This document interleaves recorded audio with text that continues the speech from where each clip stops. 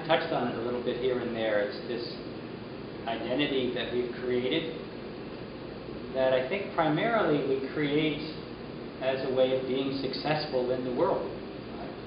I mean, it may be true, you know, on a spiritual level, we might have this understanding that we're all one, that we're all interconnected, but there's also the reality that we have to pay the rent, and you know, because we're all one, you're not paying the rent for me.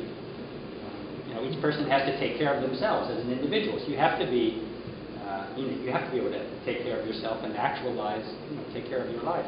At the same time that that's true, it's a mistake to only identify with that aspect of ourselves that has to be capable of functioning in the world, and not to see that there's much more to us than that.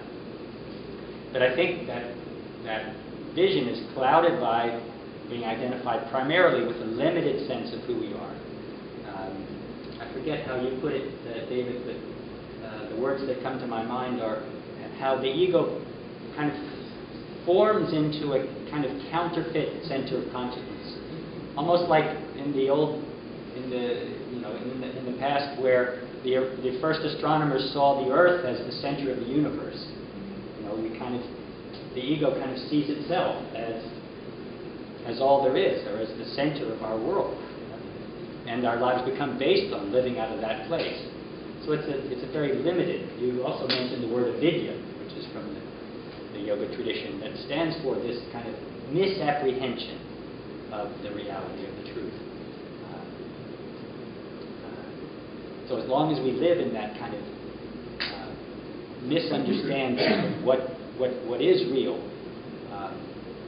then we're very limited in the way that our choices become very limited. Our choices are based so much on how to succeed in a worldly way. Now that becomes our idol: name, fame, money, success, which our whole culture will support us in that. That's what's put in front of us every day, on TV, in the newspaper, especially in New York City. Images, everything, all of these concepts that kind of support that way of thinking. And of course, there's a whole other level of reality that many people also participate in and believe in, that came more to the forefront after 9/11, where a lot of people were in the park together. Who cares what denomination? Everyone holding a candle, everyone praying, right? It broke down so many barriers, right?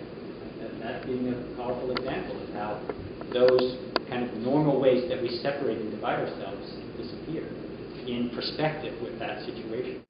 We rooted or regrounded ourselves in the Great Mother, or in the Great Om, the great feeling, and I really want to emphasize the felt sense of being loved and held and seen, and then there's a marked decrease in fear. And with that, transformation is possible.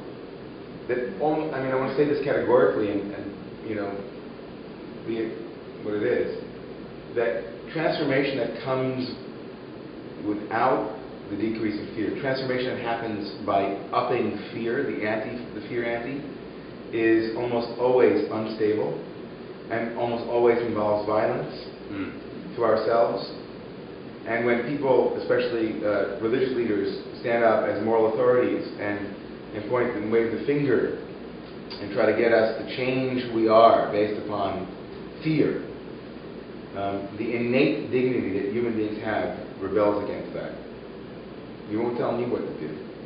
And when we set that up inside of us, we have a little Rabbi Ingber on our shoulder, or Ramananda, or whomever it is, saying, you better get up and do yoga, or you better X, Y, and Z. And if it comes from a place of fear and not compassion, we won't listen. And that's not because we're rebellious, it's because we're smart. We're smart. And I just wanted to add that, because I'm just, so much of what you're saying, Ramananda, about solidarity and it's so much of religious traditions is egoic. This dialogue itself is a decreasing of fear of the other, and an ability to take in the wisdom of the other, to say, well, sounds like we're on the same page. You're calling it one thing, I'm calling it another, but we're pretty much pointing at the same moon together.